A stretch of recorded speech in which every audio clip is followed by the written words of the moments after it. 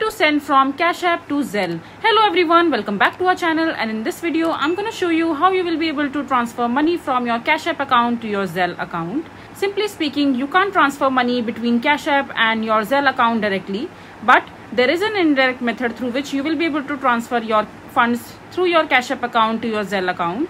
So for that, all you have to do is just simply open your CashApp account, and after that just simply log into your account using your credentials.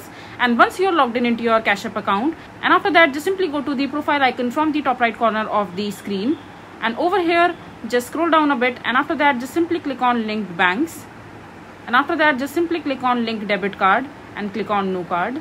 So in order to transfer the money, you need to link a common bank account between your CashApp account and your Zelle account together, and that particular bank account will act as a mediator in order to transfer the money between your CashApp to your Zelle account.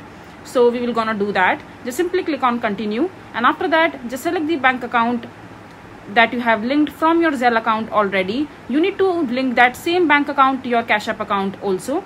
For example, you have linked your Chase account to your Zelle account already. Just link that particular account to your CashApp account as well. And after that, and once you're done linking both your account to the same bank account, after that just simply come back to your home screen in your CashApp account.